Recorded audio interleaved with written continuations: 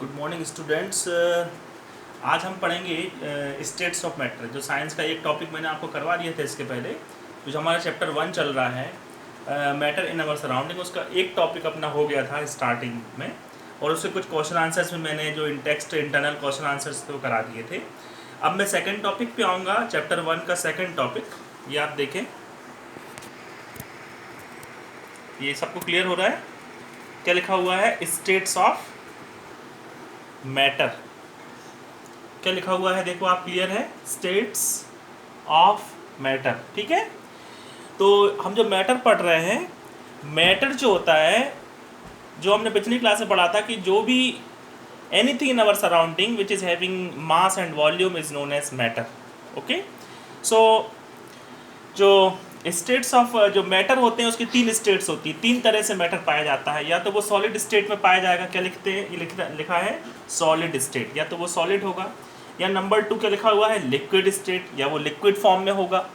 Number 3 क्या है, gaseous state, gas form में होगा। ये तीनों स्टेट हमको डेली लाइफ में कोई भी मैटर हो, ये तीनों स्टेट्स में ही किसी न किसी एक स्टेट में हमको देखने को मिलता है मैटर। ठीक है, अब जैसे वाटर को लें अपन, तो वाटर जो जब आइस आप देखते हो, जो फ्रिज में जो आइस रहता है वो क्या है, वाटर के सॉलिड स्टेट है। और फ्रिज से आपने आइस को बाहर निकाल दिया, वो किस में कन्वर्ट हो गया, वो लिक्विड में कन्वर्ट हो गया। और जब आप उसको गर्म करते हैं, बॉयल करते हैं, उसके बाद वो किस में कन्वर्ट हो जाता है, वेपर में कन्वर्ट हो जाता है, गैस फॉर्म में कन्वर्ट हो जाता है। तो वो कौन सी स्टेट में हो जाता है, गैसेस स्टेट में हो जाता है। क्लियर हो गया?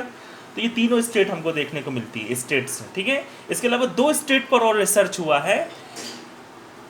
तो एक स्टेट लिखा हुआ है बोस आइंस्टीन कंडेंसेट। ये मतलब साइंटिस्ट के आधार पे इसका नाम है बोस आइंस्टीन कंडेंसेट। ये जो स्टेट है वो एक्सट्रीमली, जब सॉलिड से भी और कम टेम्परेचर कर देंगे, एक्सट्रीमली लो टेम्परेचर कर देंगे, तो हमको ये वाली स्टेट हमको देखने को मिलेगी। ये परफेक्ट सॉलिड स्टेट है।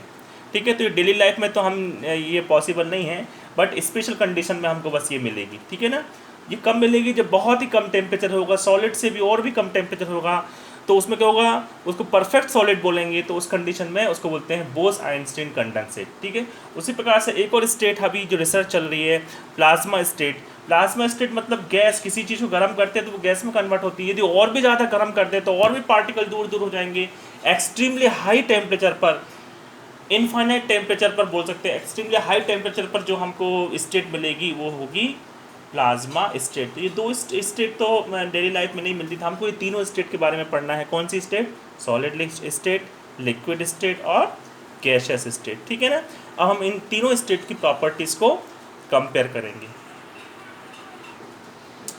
देखिए, ये मैंने एक टेबल बनाया है, और ये टेबल भी आप कॉपी में बनाते जाएंगे। ये नोट्स जो मैं आपको लिखा रहा हूँ, ये आप इसी प्रकार से कॉपी में लिख सकते हैं। ठीक है ना, तो ये जो है, ये प्रॉपर्टीज़ हम देखेंगे। ये टेबल बनाना है आपको कॉपी में। तो प्रॉपर्टीज़ ये लिखी हुई हैं। ये है सॉलिड के केस में, ये है लिक्विड के केस में, और वो है गैस के केस में। क्लियर? तो सबसे पहले जो है वो नंबर 1 क्या है, शेप।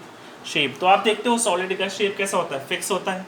ठीक है, लिक्विड का शेप फिक्स नहीं होता, चेंज होता रहता है। जिस कंटेनर में डाल दो लिक्विड वैसे ही शेप हो जाता है। और गैस का जो शेप है वो फिक्स उसका भी नहीं होता। ठीक है ना। दूसरी बात क्या है, वॉल्यूम आप देखिए कि वॉल्यूम जो है सॉलिड का हमेशा फिक्स होता है। जो भी वॉल्यूम है उसका फिक्स होगा। लिक्विड का वॉल्यूम भी फिक्स होगा। 1 लीटर जैसे आपने वाटर लिया, अब वो 1 लीटर वाटर भले ही आप गिलास में लें या थाली में लें, वो 1 ही लीटर रहेगा, वॉल्यूम फिक्स रहेगा। मगर गैस क्या देखेंगे, गैस के केस में फिक्स नहीं है। आपने यदि 1 लीटर गैस ली है तो वो टंकी में यदि कंप्रेस करेंगे तो वो कंप्रेस हो जाएगी, और यदि उसको खुला छोड़ देंगे तो वो 1 लीटर बहुत सारी जगह घेरेगी। ठीक है ना, तो फिक्स नहीं होता उसका वॉल्यूम। तीसरी चीज़ क्या है, रिजिडिटी मतलब हार्डनेस। ठीक है ना, आप सॉलिड में देखते हो सबसे हाई रिजिडिटी होगी सॉलिड की। ठीक है, और लिक्विड की रिजिडिटी क्या है, कम है, हार्ड नहीं है। और गैस के केस में तो नहीं के बराबर है, नील लिखा हुआ है। ठीक है, फोर्थ प्रॉपर्टीज़ क्या है, कंप्रेसिबिलिटी, मतलब आप कंप्रेस कर सकेंगे, उसको दबा सकेंगे, कंप्रेसिबिलिटी। तो आप सॉलिड में देखेंगे कि सॉलिड के केस में कंप्रेसिबिलिटी नेग्लिजिबल के हैं, नील जैसी है, और लिक्विड में कंप्रेसिबिलिटी कम होती है। मगर गैस के केस में आप देखते हैं कंप्रेसिबिलिटी बहुत हाई है, बहुत हाई कंप्रेस हो जाती है गैस। कंप्रेस करके जैसे अपन देखते हैं एलपीजी सिलेंडर में गैस को भरी जाती है। ठीक है। फिफ्थ प्रॉपर्टी जो है नंबर 5, ये लिखा हुआ है नंबर 5, आपको दिख रहा है क्लियर?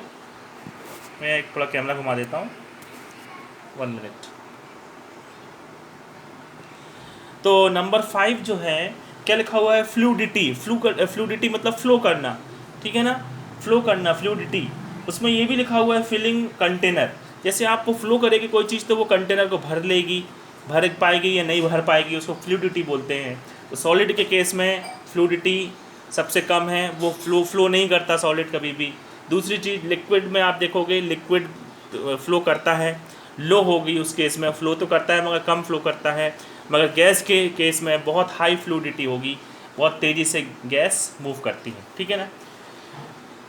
तो ये 5 प्रॉपर्टीज़ अभी देखें, और भी प्रॉपर्टीज़ हैं अभी हम देखेंगे। Now coming to the next properties of solid, liquid and gases. So you can see इसमें जो पॉइंट नंबर 6 है, 5 हो गए थे, पॉइंट नंबर 6 लिखा हुआ है फोर्स ऑफ अट्रैक्शन। जो पार्टिकल्स होते हैं सॉलिड, लिक्विड और गैस के जो पार्टिकल्स होते हैं, उन पार्टिकल्स में जो फोर्स ऑफ अट्रैक्शन है, उनके बीच में जो फोर्स ऑफ अट्रैक्शन है वो क्या होगा? सॉलिड में हाई होगा, तभी तो वो पार्टिकल्स पास पास हैं। हाई फोर्स ऑफ अट्रैक्शन है सॉलिड में, लिक्विड में कम है, लो है, और गैस में फोर्स ऑफ अट्रैक्शन बहुत ही कम होगा। क्लियर हो गया? पॉइंट नंबर 7 देखिए, intermolecular distance. Intermolecular distance, intermolecular distance मतलब वो पार्टिकल्स के बीच में जो डिस्टेंस है वो क्या होगा? सॉलिड में बहुत कम डिस्टेंस होगा, बहुत पास पास होंगे। बहुत पास पास क्यों होंगे? क्योंकि फोर्स ऑफ अट्रैक्शन हाई है, इसलिए बहुत पास पास हो जाएंगे। इसमें फोर्स ऑफ अट्रैक्शन थोड़ा कम है तो थोड़े से दूर हो जाएंगे पार्टिकल्स। और गैस में क्या होगा? फोर्स ऑफ अट्रैक्शन बहुत ही कम है तो पार्टिकल्स बहुत ही दूर दूर गैस के केस में रहेंगे। ठीक है ना। Point number 8, kinetic energy. Kinetic energy वो एनर्जी होती है पार्टिकल्स की जिससे वो मूव करते हैं। पार्टिकल्स जब अपनी जगह से मूव करते हैं तो क्यों मूव करते हैं? क्योंकि उसमें एनर्जी होती है। कौन सी? मूवमेंट वाली एनर्जी बोलते हैं काइनेटिक एनर्जी। तो काइनेटिक एनर्जी जब सॉलिड में मूवमेंट नहीं हो रहा, पास पास पार्टिकल्स हैं, तो क्या होगा? काइनेटिक एनर्जी बहुत कम होगी, लो होगी। लिक्विड में काइनेटिक एनर्जी बढ़ेगी, थोड़ा सा मूवमेंट ज़्यादा होने लगेगा। और गैस में तेज़ी से मूवमेंट होगा, क्योंकि हाई काइनेटिक एनर्जी होगी तो वो गैस बहुत जल्दी से फैलती है या मूव करती है। ठीक है ना। नेक्स्ट लास्ट जो प्रॉपर्टीज़ है वो है डेंसिटी। डेंसिटी मतलब होता है मास पर यूनिट वॉल्यूम।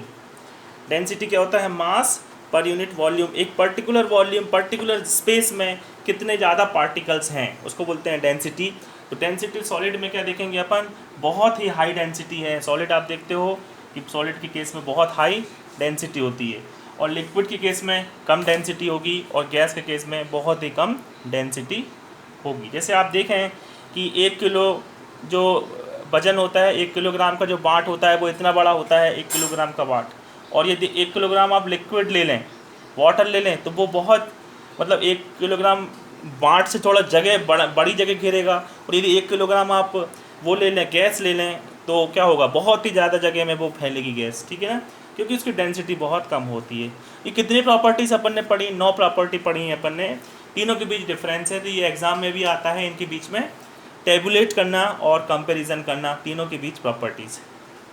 ठीक है स्टूडेंट्स, तो ये जो अपन ने देखा तीनों के बीच डिफरेंस। अब इसी पर बेस्ड जो क्वेश्चंस हैं आपके एक्सरसाइज में क्वेश्चन हैं, तो अपन वो डिस्कस करते हैं। क्लियर? देखिए बच्चों, अपन इंटेक्स जो इंटरनल क्वेश्चंस दिए हुए हैं पेज नंबर 6 पे दिए हुए हैं वो अपन डिस्कस करते हैं। फर्स्ट जो क्वेश्चन दिया हुआ है उसमें हमको इंक्रीजिंग ऑर्डर में जमाना है, increasing order of their density. जो अपन को ऑप्शंस दिए हैं उन ऑप्शंस को डेंसिटी के आधार पे पहले कम डेंसिटी वाले, फिर ज़्यादा डेंसिटी वाले हमको जो मैटर्स दिए हुए हैं उनको हमको जमाना है। तो सबसे पहले क्या आएगा? ये जो आंसर लिखा हुआ है मैंने, इसका सॉल्यूशन है।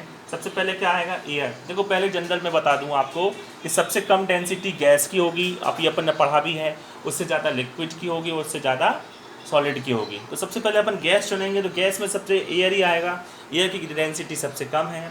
उसके बाद एग्जॉस्ट फ्रॉम चिमनी, जो धुआं है थोड़ा सा डेंस ज़्यादा होगा एयर से थोड़ा, क्योंकि पार्टिकल्स होते हैं कार्बन पार्टिकल्स, इसलिए थोड़ा सा डेंसिटी से ज़्यादा होगी। तो ये दोनों को गैस के फॉर्म में है एक तरह से।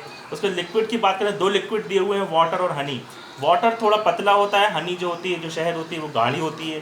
तो क्या होगा, पहले ये वाटर आएगा, इसकी डेंसिटी कम है, और हनी जो है इसकी डेंसिटी भारी है, हनी तो इसकी डेंसिटी ज़्यादा है। तो पहले वाटर फिर हनी। फिर सॉलिड्स दिए हुए हैं, कॉटन सॉलिड है, चॉक है और आयरन है। तीनों के अपन देखेंगे तो कॉटन जो हल्की होगी वो, ठीक है, तो उसकी डेंसिटी कम होगी, उससे चॉक थोड़ा सा ज़्यादा, मतलब डेंसिटी जो है चॉक की जो है, चॉक की जो ये जो चॉक दिख रही है इसकी डेंसिटी रुई से या कॉटन से ज़्यादा है, थोड़ी सी भारी है। और उसके बाद जैसे आप देखें ये रुई है, ठीक है ना, ये रुई की बत्ती है। तो ये रुई जो है इस ये क्या है, आप इसको देखेंगे तो ये हल्की है, ये भारी है, इसकी डेंसिटी क्या है, रुई की डेंसिटी क्या है, कम है, और चॉक की डेंसिटी क्या है, हाई है, तो इसको हाई लिया है अपन ने। उसके बाद आयरन आप देखेंगे तो आयरन तो बहुत ज़्यादा हाई होगा दोनों के केस में। तो इस प्रकार से अपन ने जमा है, ये कम वाला और ये ज़्यादा ज़्यादा, ये प्रॉपर ऑर्डर में जमा है। क्वेश्चन नंबर जो 2 है, क्वेश्चन नंबर 2 में आपको बोला है कि टेबुलेट करना है, आपको टेबल बनाना है प्रॉपर्टीज़ की। और दूसरा ए तो ये दिया है कि टेबल बनाना है, और दूसरा जो बी दिया है कुछ प्रॉपर्टीज़ आपको दी हैं, जैसे आपको डेंसिटी हो गई और काइनेटिक एनर्जी हो गई, कुछ प्रॉपर्टीज़ के आधार पे आपको टेबल बनाना है। तो दोनों के केस में आपको टेबल बनाना है प्रॉपर्टीज़ का, और सॉलिड लिक्विड गैस को उससे कंपेयर करना है। तो वो हम कर चुके हैं, अभी मैंने आपको जस्ट इसके पहले टेबल बनाया बताया, तो आपको बनाने की ज़रूरत नहीं है, ये हमको कर चुके हैं। डन लिखा हुआ है और उसके साइड में लिखा हुआ है टेबल। तो ये हो गया है क्वेश्चन नंबर 2। इसके बाद क्वेश्चन नंबर 3 है, 3 का जो ए है, ठीक है ना, 3 का ए, इसमें दिया हुआ है थर्ड का a gas fill completely in the container in which it is kept. Gas जिस कंटेनर में भरी जाती है उस कंटेनर को पूरा थोड़ी देर में घेर लेती है, ऐसा क्यों होता है? इसका आंसर है because the gas particles move continuously by the process of diffusion. तो जो गैस पार्टिकल्स हैं वो कंटिन्यूसली मूव करते रहते हैं, फ्रीली मूव करते हैं, और इस मूवमेंट को क्या बोलते हैं, डिफ्यूज़न बोलते हैं। इसलिए वो गैस क्या हो, थोड़ी देर में वो फिल कर लेती है कंटेनर जिसमें हम उसको रखते हैं। पॉइंट नंबर जो बी है, बी जो लिखा हुआ है, gas particles are free to move. जो क्वेश्चन जो बी है, क्वेश्चन में पढ़ लेता हूँ, gas exert pressure in the wall of the container.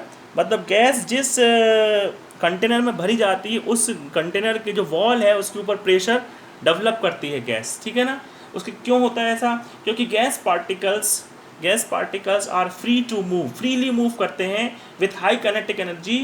Kinetic energy मतलब उनके बीच में जो मूवमेंट बहुत तेज होता है, तेज एनर्जी होती है उनकी, हाई काइनेटिक एनर्जी के कारण वो टकराते हैं दीवार से, और उस जो कंटेनर की जो वॉल होती है उस पर प्रेशर एक्सर्ट करते हैं, यही रीज़न है। ओके, इसके बाद क्वेश्चन नंबर 3 का जो सी पॉइंट है, 3 का जो सी क्वेश्चन है वो ये है कि वुडन टेबल को आप सॉलिड क्यों बोलते हो? क्योंकि हम जानते हैं कि सॉलिड का जो शेप और वॉल्यूम दोनों फिक्स होता है, तो it has fixed shape and volume, दोनों फिक्स होता है, इसलिए हम उसको सॉलिड बोल सकते हैं, ठीक है ना, टेबल को। उसके बाद जो डी क्वेश्चन है, जो क्वेश्चन नंबर डी है वो ये है कि हम अपने हैंड को एयर में फ्रीली मूव कर पाते हैं, मगर हम यदि वो सॉलिड यदि है वहाँ पे या कोई वुडन टेबल है वहाँ पर हम ऐसा नहीं कर पाएंगे। क्योंकि क्या होगा कि फोर्स ऑफ अट्रैक्शन इन, क्या लिखा हुआ है, force of attraction in the gas particles is very less. तो गैस पार्टिकल्स में क्या होगा, फोर्स ऑफ अट्रैक्शन मतलब एयर में फोर्स ऑफ अट्रैक्शन क्या है, बहुत ही कम होगा। तो अपन ये हाथ हिलाते हैं, हाथ हिलाएंगे तो वो पार्टिकल्स को अपन आराम से दूर दूर कर सकते हैं ना, दूर दूर। मगर जब सॉलिड के केस में क्या होगा, उसके बीच फोर्स ऑफ अट्रैक्शन बहुत हाई है, तो हम उनको दूर दूर नहीं कर सकते। तो सॉलिड इसलिए हार्ड होते हैं और हम उसमें हैंड फ्रीली मूव नहीं कर पाते। तो क्या लिखा हुआ है, force of attraction in the gas particles is very less but in solid it is high, ठीक है। लास्ट क्वेश्चन है क्वेश्चन नंबर 4, ठीक है। ये क्वेश्चन में ये दिया हुआ है कि आइस जो है वो क्या है, सॉलिड है, ठीक है। आइस क्या है, सॉलिड, और वाटर क्या है, लिक्विड। तो सॉलिड की डेंसिटी ज़्यादा होती है और लिक्विड की डेंसिटी कम होती है, जैसा कि अभी हमने पढ़ा। तो क्या होता है, आप फिज़िक्स में पढ़ोगे कि जिसकी डेंसिटी ज़्यादा होती है वाटर से, वो चीज़ वाटर में डूब जाती है। मैं फिर से रिपीट करता हूँ, जिसकी डेंसिटी वाटर से ज़्यादा होती है वो चीज़ वाटर में डूब जाती है। तो आइस तो सॉलिड है, उसकी डेंसिटी ज़्यादा होना चाहिए तो वो वाटर में डूब जाना चाहिए, मगर ऐसा नहीं होता। वो क्या होती है, आइस वाटर में तैरती है, फ्लोट करती है। ऐसा इसलिए होता है कि आइस जो है तो सॉलिड, मगर क्या होता है उसके अंदर छोटे छोटे हवा के एयर स्पेस होते हैं, एयर पोर्स होते हैं, उसमें हवा भर जाती है। हवा भरने से क्या होगा, वो हल्की हो जाएगी, उसकी डेंसिटी वाटर से कम हो जाएगी। वाटर से कम हो जाएगी तो वो पानी के ऊपर तैरेगी। ये बहुत इंपॉर्टेंट है, उसमें जो एयर स्पेस होना बहुत इंपॉर्टेंट है। तभी तो जो आइसबर्ग्स होते हैं वहाँ पर जीव जंतु, उसके नीचे भी जीव जंतु जीवित रहते हैं, क्योंकि उनको वहाँ से एयर मिलती है। ठीक है, उसमें से एयर मिलती है। इसको मैंने लिखा हुआ है आंसर के फॉर्म में, ice has small pores in which air is trapped. हवा भरी है उसमें, air is trapped. It makes it light, उसको हल्का बनाती है। It makes it light with low density, कम डेंसिटी हो जाएगी आइस की। It makes ice to flow on the water. इससे क्या होगा, वो वाटर में आइस फ्लोट करेगी। क्लियर हो गई। ये सभी क्वेश्चन हमारे इन टेक्स्ट, आज का टॉपिक जो था उससे रिलेटेड इन टेक्स्ट हमारे सॉल्व हो गए। तो इसी प्रकार से आप ये जो वीडियोस में डाल रहा हूँ तो इसको आप देखते रहिए और इसके अकॉर्डिंग नोट्स लिखते रहिए, क्वेश्चन आंसर्स भी साथ साथ लिखते रहिए। और जिन बच्चों ने लिख लिया है, डोंट वरी, लिखे रहने दें, आप बस इसको समझ लें। जो चीज़ छूट रही है आप उसको ऐड कर लें और अपना ये चैप्टर ऐसे धीरे धीरे आगे बढ़ते जाएगा। Okay, thank you.